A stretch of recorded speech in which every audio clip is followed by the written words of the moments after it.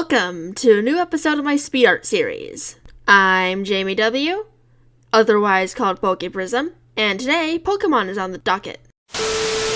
Starter Pokemon are the order of the day. To quickly summarize starter Pokemon is pretty simple. In most games, starter Pokemon are the first 3 Pokemon that you, the player, are forced to choose from. Despite the triviality of choosing your starter today, in the very first games, Pokemon Red and Green in Japan, and Red and Blue everywhere else, your starter choice affected the difficulty that you'd face early game. For reference, I count the first 3 gyms as early game in terms of most Pokemon games. But anyways, in regards to the difficulty setting regarding each starter, Bulbasaur is very obviously the easy mode for Generation 1. Brock goes down like a chump to Bulbasaur, so does Misty, but then Lieutenant Surge is sort of regarding Bulbasaur. Squirtle is very obviously the middle road option because it's very good against Brock, but against Misty, and then not really good against Lieutenant Surge.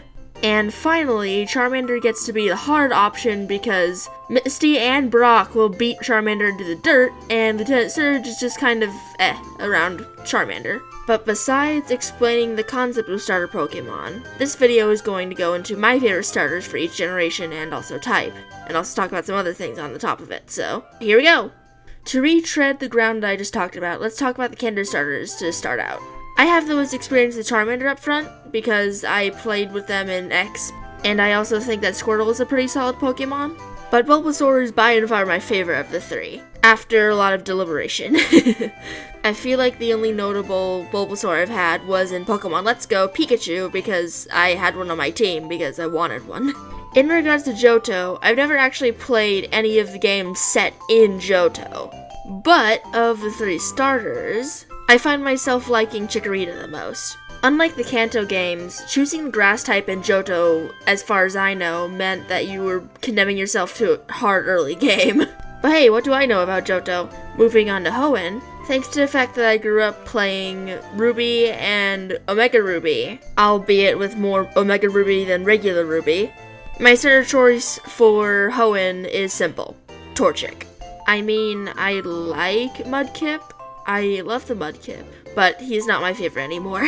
Sinnoh is next, and despite the objectively best choice being Chimchar, I just like Turtwig more. Seriously, in the whole of Diamond, Pearl, and Platinum, there were barely any fire types, and that's kind of a meme in and of itself. Unlike all of the other generations I just listed, Pokemon Black, Generation 5, Unova was the first Pokemon game I ever beat. And despite having multiple runs in that game, the one that I ended up keeping had Oshawott on my team. So, hell yeah, even though I ended up ditching him actually, oh fuck. Kalos is the other region that's really near and dear to my heart. Otherwise referred to as Gen 6, I feel like Kalos had the hardest pick in terms of the 3 starters, at least for a bit. When the X and Y trailer first released, I was really unsure about what starter I would pick, to the point that I considered having Gumi as my starter until I saw Greninja. As soon as I saw Greninja, I was a Froakie fan through and through.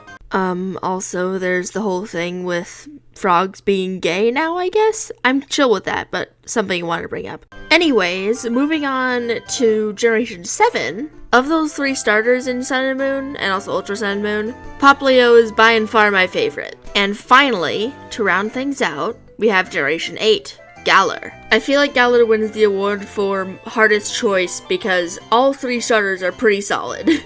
However, ever since I picked up my love of water types in Generation 5, Sobble wins. Sobble wins.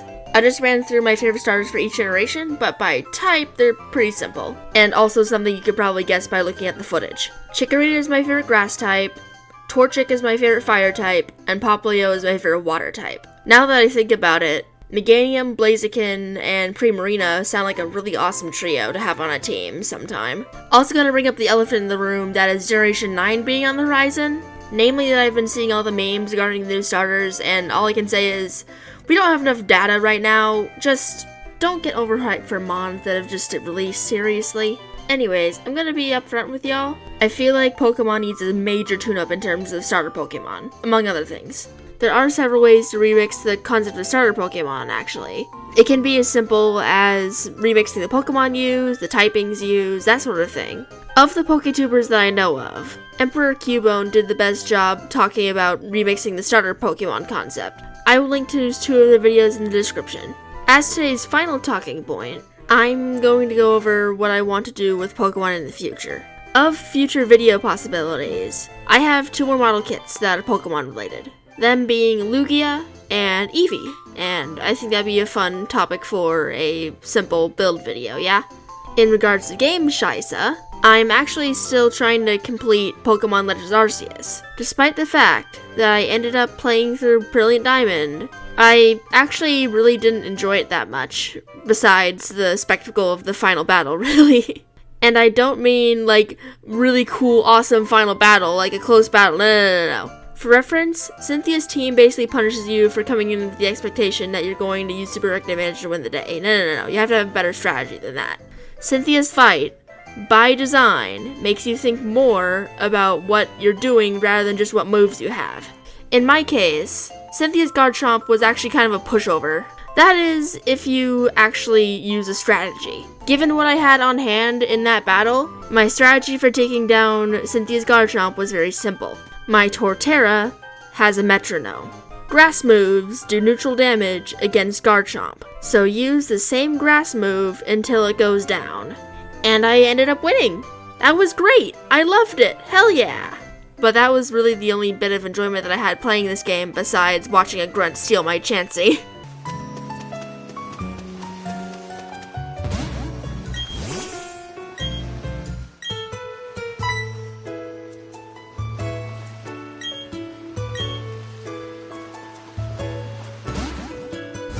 But besides all that, I don't actually have high hopes for the future Pokemon, really. Thanks to the ubiquity of Twitter and YouTube and all that jazz, not to mention the fandom around Pokemon. Nowadays it's really hard to get constructive criticism of Pokemon that isn't just hand-wavy bullshit. Using my own experience with Pokemon as an example, sure, I may have loved the innovative gameplay in Legends Arceus, but the story, the characters, and the tutorials suffer from, oh, you must hear everything I got to say syndrome. But newsflash, smacking your player with unending text boxes just because you feel like it doesn't really make a dynamic environment when it comes to game design and story design.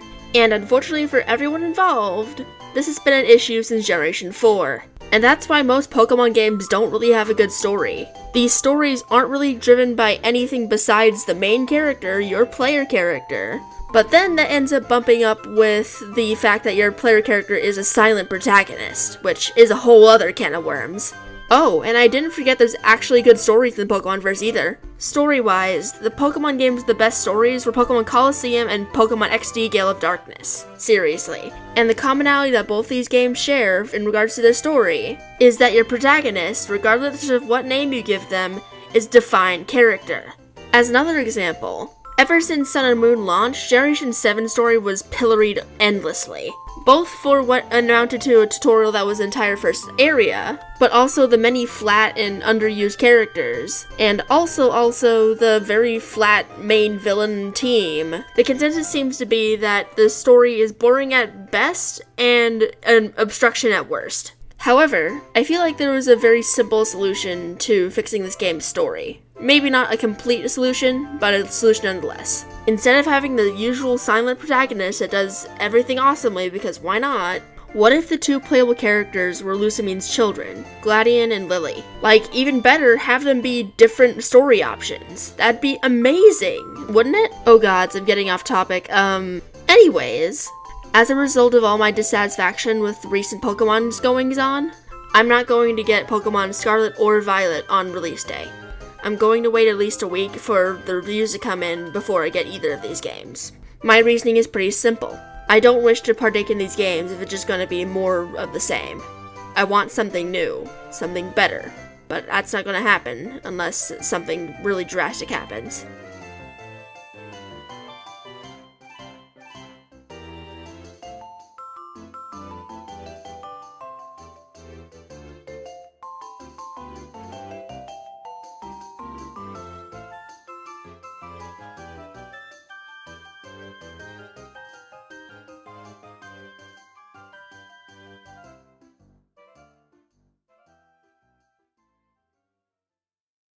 As always, thanks again for watching, everyone.